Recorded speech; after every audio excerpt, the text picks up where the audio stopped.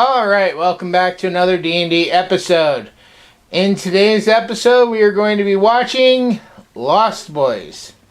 So, I'm going to ask you this one more time, Corey. You have no knowledge of this movie whatsoever.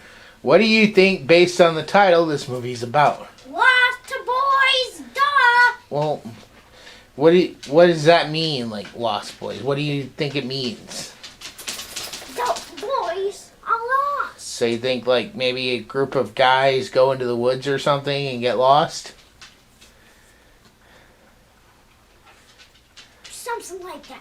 Something like that. Well, this is a summertime movie as far as I remember. I don't actually think I saw this until I was a teenager. So, that was kind of shocking.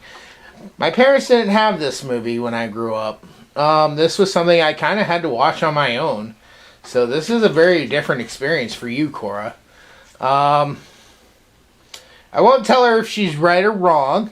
I'm actually kind of shocked that she didn't say that it had something to do with Peter Pan. Because the very first time I remember picking up or looking at this movie, I thought it had something to do with Peter Pan because of Peter Pan and the Lost Boys. So, alright, well, I guess we'll just go ahead and jump right in. Are you ready? Yes. Alright, we'll see you guys after the movie. Bye.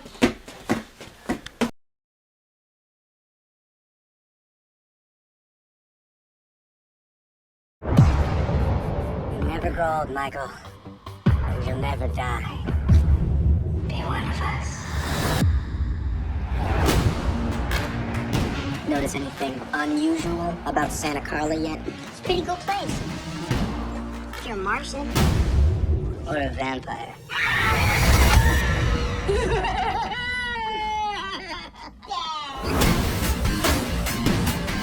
You know where Hudson's Bluff is? I can't beat your fight. You just have to try and keep up. How far are you willing to go, Michael? Yes, first. How those maggots?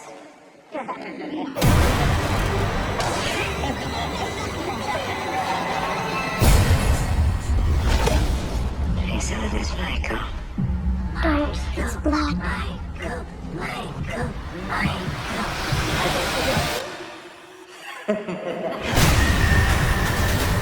Now you know what we are. Now you know what you are. Help me! Stay back! Stay back! Help me! Any brother a vampire. You wait till Mom finds out, buddy.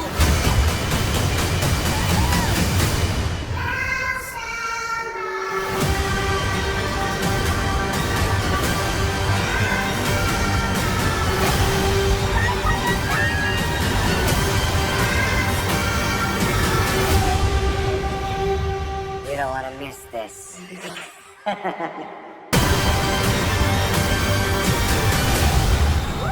Smell like garlic.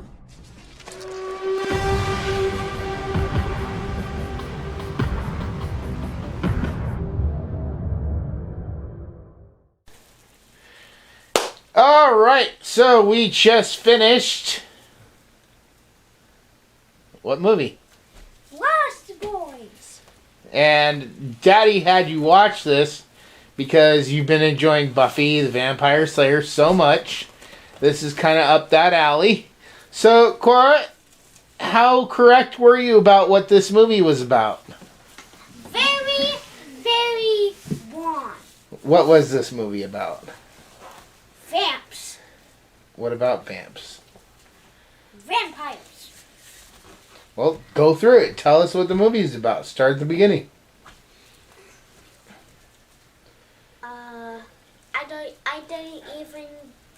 I don't even understand the plot or the movie. Well, this family moves to this beach town somewhere in California called Santa Carla.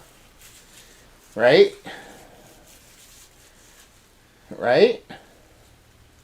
And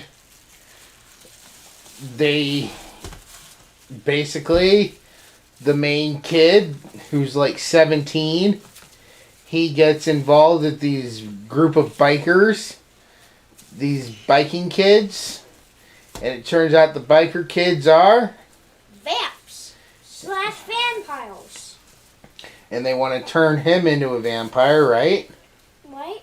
But if this movie was really about vamps instead of boys being lost, they named the movie Something No One's Vamps. Actually, our friend, he said I was very wrong, but after rewatching this movie, with what I said, I do think that it sort of plays a role.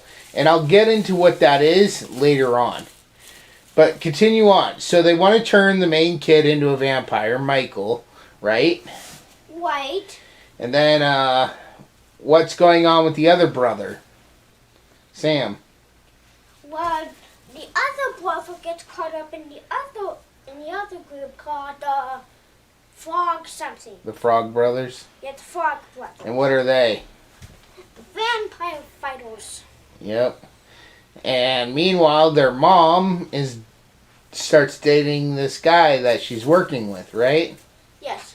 Swallow. I don't know. Wait till we get to that part. Okay, so they believe once Michael starts turning into a vampire, they believe that Max, the mom's boyfriend, is behind it. So what do?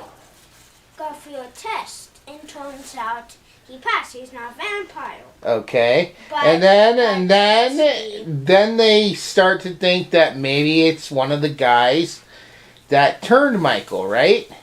Yes. So but what do? They go and they try to. kill them.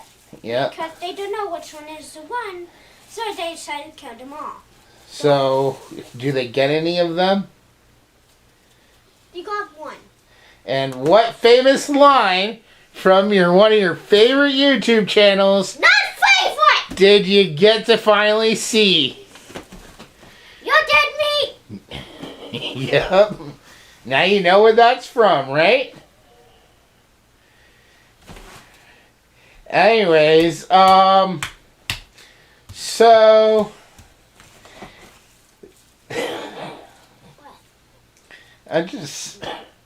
it's funny because, like, you do like that. You always, whenever I'm watching the Dead Meat channel, you always quote that line, and that seems like it's one of your favorite lines from their intro.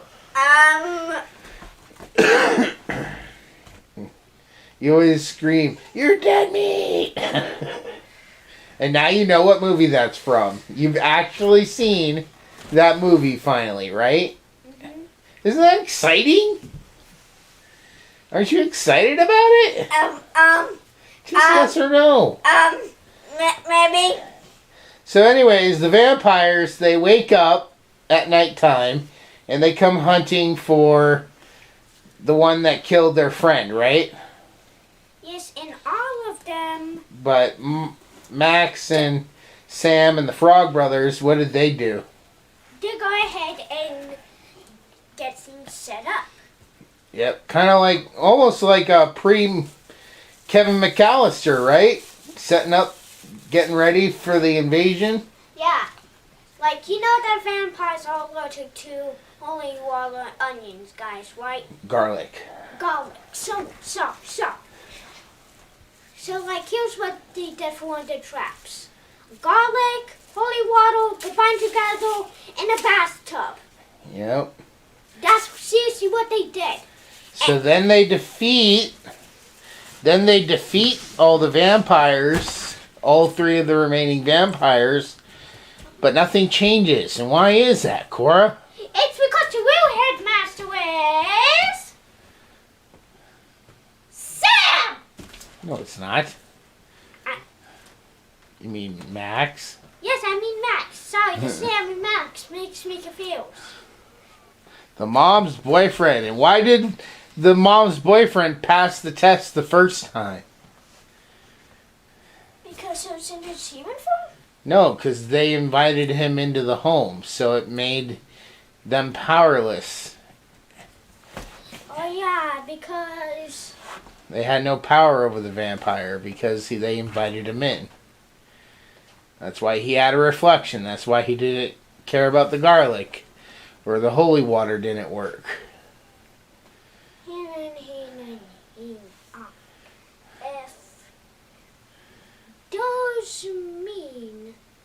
Does that mean for them, Sam?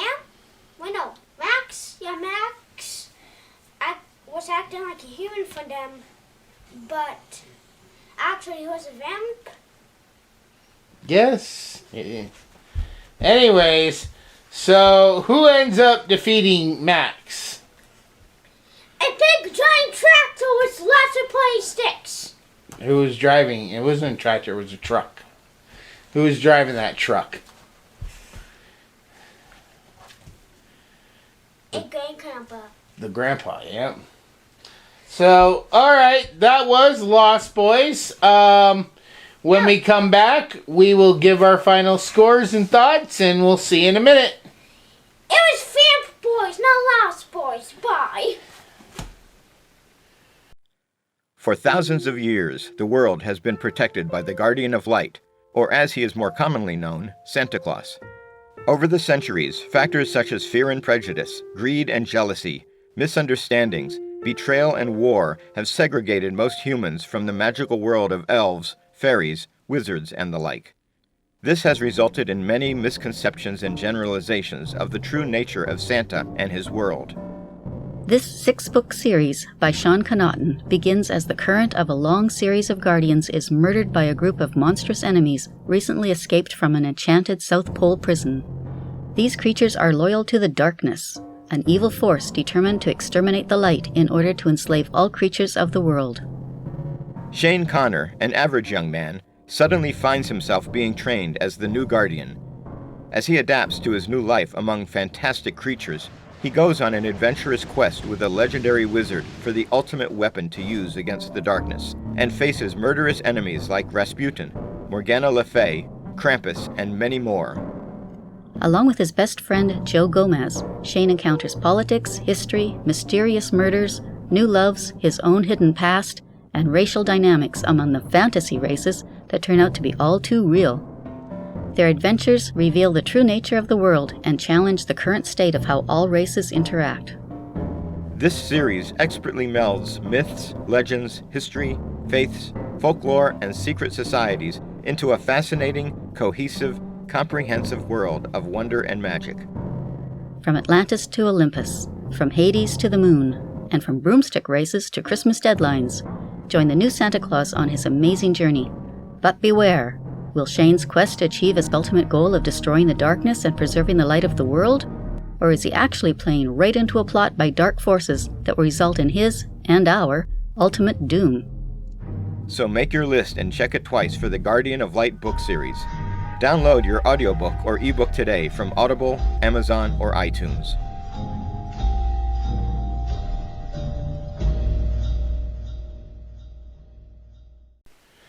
Alright, Cora, starting with you. On a scale of 1 to 10, what would you rate Lost Boys?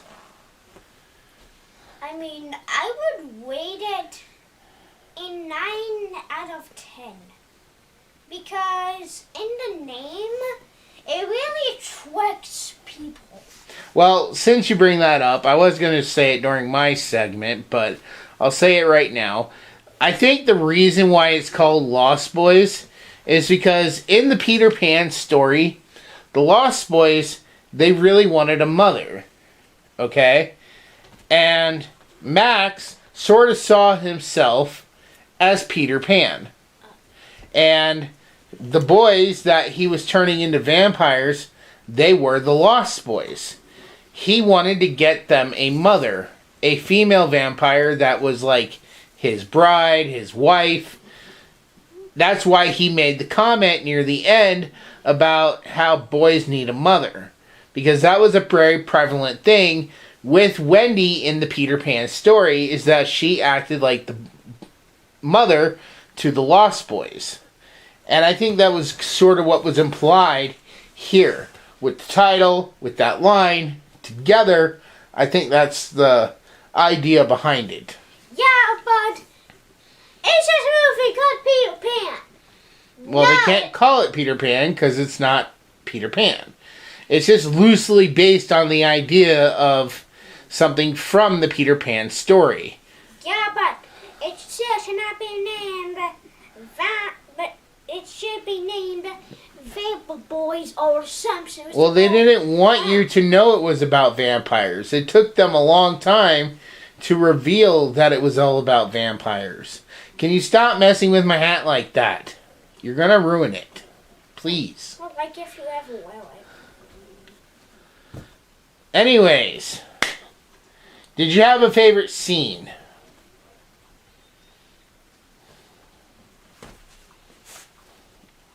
Just yes or no.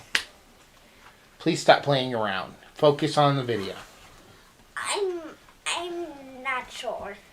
You're not sure if you had a favorite scene? I thought it would have been the garlic in the tub Okay, of holy water. Okay, maybe that was my favorite. Although I don't know how 3 canteens could fill an entire tub.